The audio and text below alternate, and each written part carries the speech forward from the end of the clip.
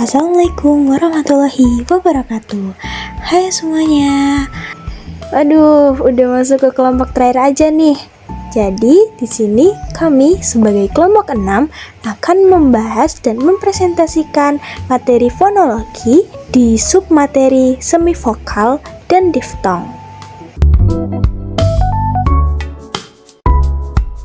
Oke, di sini yang pertama ada semivokal.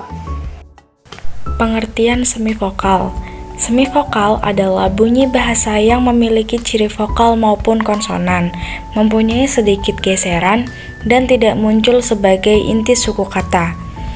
Menurut Asisda Wahyu Asri Putradi, bunyi semivokal merupakan bunyi yang secara praktis termasuk konsonan, tetapi pada saat pembentukannya belum mencapai artikulasi penuh.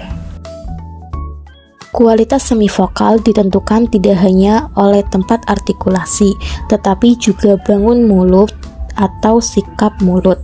Sikap mulut tersebut amat dekat dengan sikap mulut yang perlu untuk menghasilkan vokal tertentu. Misalnya, vokal I adalah vokal yang paling tinggi yang ada. Walaupun demikian, tidak berarti bahwa lidah tidak dapat dinaikkan lebih dekat pada langit-langit. Seandainya peninggian itu terjadi, maka terjadilah alur sempit di antara lidah dan langit-langit, dan hasilnya adalah konsonan. Semivokal bukan vokal yang murni, bukan pula konsonan yang murni, tetapi secara praktis dianggap sebagai konsonan saja. Lalu terdapat dua jenis semivokal. Yang pertama ada semivokal bilabial. Menurut Asisda Wahyu Asri Putradi tahun 2015 di halaman 25, semivokal ini terjadi bila artikulator aktif bibir bawah dan artikulator pasif bibir atas. Contohnya di huruf W pada contoh kata wajah. Dan contoh kata yang kedua adalah bahwa. Lalu yang kedua ada semivokal mediopalatal. Semivokal ini terjadi bila artikulator aktifnya tengah lidah dan artikulator pasifnya langit-langit keras. Seperti pada huruf Y, pada kata yakin, dan juga kata buaya. Nah, yang kedua kita bakal berkenalan sama diftong nih. Apa sih itu diftong? Pengertian diftong.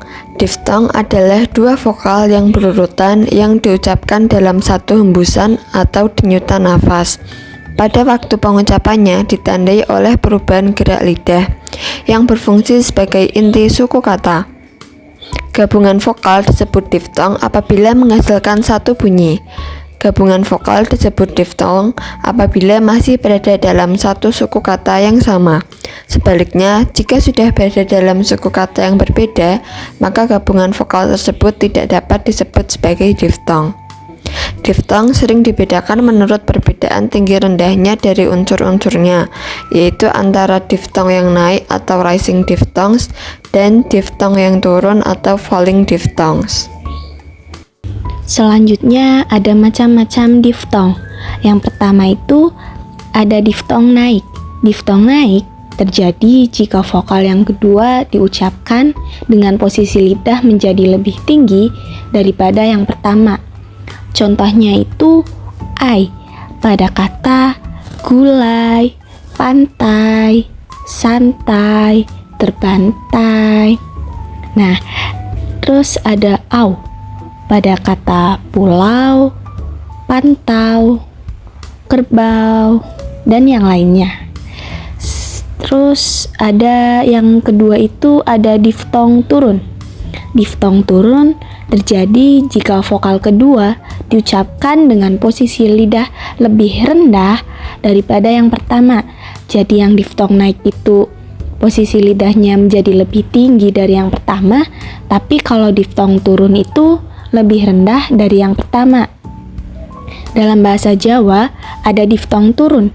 Contohnya itu kata uah, muarem, yang berarti sangat puas, dan uo, luoro, yang berarti itu sangat sakit. Dan ada uwe, itu bacanya tuh hampir mirip we, tapi uwe. Pada kata uele, itu berarti sangat jelek. Lalu yang ketiga itu ada diftong memusat. Diftong memusat terjadi jika vokal kedua diacu oleh sebuah atau lebih vokal yang lebih tinggi dan diacu oleh sebuah atau lebih vokal yang lebih rendah. Dalam bahasa Inggris terdapat diftong memusat. Contohnya itu oa pada kata more yang secara fonetis diucapkan dengan more. Di sini terdapat beberapa poin tambahan. Yang pertama, ada pakar yang menyatakan bahwa diftong itu tidak ada. Adanya yaitu gabungan vokal dengan konsonan. Yang kedua, dalam literatur lain, diftong naik dan diftong turun tidak dilihat dari posisi lidah, melainkan dari sonoritasnya. Dan poin tambahan yang terakhir, dalam linguistik modern, diftong diklasifikasikan sebagai sebuah bunyi atau fonem. Cukup sekian presentasi dari kami kelompok 6. Mohon maaf jika banyak kesalahan dalam tutur kata dan terima kasih atas perhatiannya. Wassalamualaikum warahmatullahi wabarakatuh.